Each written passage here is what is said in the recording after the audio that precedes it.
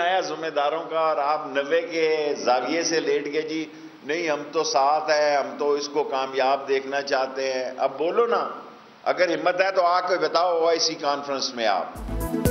जिम्मेदारों का एक फोन आया और जाविया तब्दील हो गया। किसी माई के लाल में हिम्मत है तो ओआईसी कॉन्फ्रेंस में मुदाखलत करके दिखाए। वज़ीर दाखिला शेख रशीद ने खबरदार कर दिया।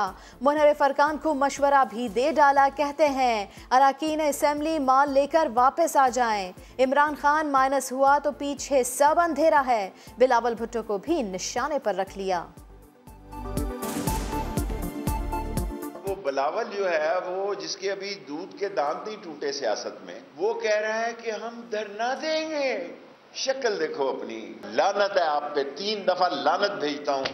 जो ओआईसी को नाकाम करने की कोशिश करता है वो साम्राज्य एजेंट है।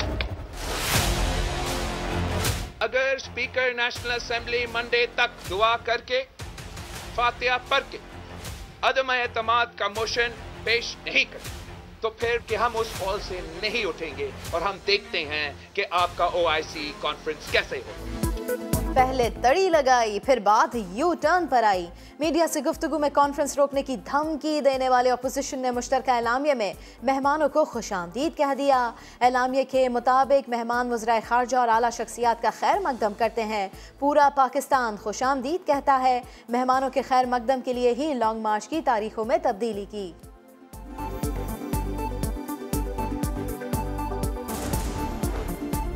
इस्लामी ममालिक की सबसे बड़ी तंजीम के वज़राए खारजा का इजलास। मेहमानों की पाकिस्तान आमद शुरू हो गई। मिस्र के वज़ीर खारजा इस्लामाबाद पहुंच गए। ओआईसी वज़राए खारजा इजलास 22 और 23 मार्च को इस्लामाबाद में होगा। सामे हसन शकरे के वज़ारत खारजा आमद। वज़ीर खारजा मखदूम शाह महमूद कुरैशी ने खैर मकदम किया।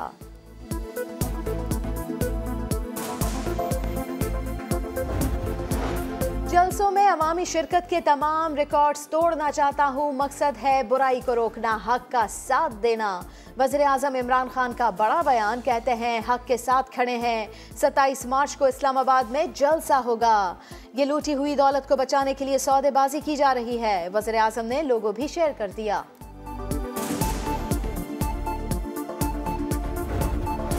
माफी मांगे, वापस आए, वरना कानूनी कार्रवाई के लिए तैयार हो जाएं। तहरीक इंसाफ ने मुनहरिफ अरकान को नोटिस जारी कर दिया। वज़ीर इत्तलात फवाद चौधरी कहते हैं 7 दिन में पोजीशन वाज़े करने का कहा गया है। 1 हफ्ते बाद नशिस्तों को खाली करार देने की कार्रवाई होगी। तमाम अरकान ताहयात नाअहल होंगे। मखसूस नशिस्तों पर नए मेंबरान नामजद किए जा रहे हैं। ये जो एक पॉलिटिक्स पाकिस्तान में आ गई है पैसे की, और इतने खुल के पैसे की पॉलिटिक्स सामने आ गई है कि लोगों को मंडी लगी हुई है ज़मीर खरीदने के लिए। बाहर सियासत, एक तरफ ज़मीर फरोशी के इल्ज़ामात तो दूसरी जानिब ज़मीर की आवाज़। वज़ीर आज़म ने तो मुनहरिफ अरकान को ज़मीर फरोश करार दे दिया, लेकिन दूसरी जानिब वसीम अकरम प्लस के जलील शरकपुरी और दीगर नून लीगी अरकान असेंबली से राब्ते और मुलाकातें, क्या ये खुला तज़ाद नहीं?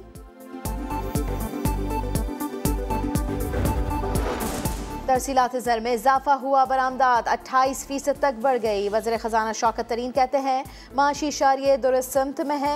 करंट अकाउंट खसारा $54 करोड़ रह गया। कहते हैं लोटा नहीं हूँ, PTI की हुकूमत रहेगी तो मैं रहूँगा।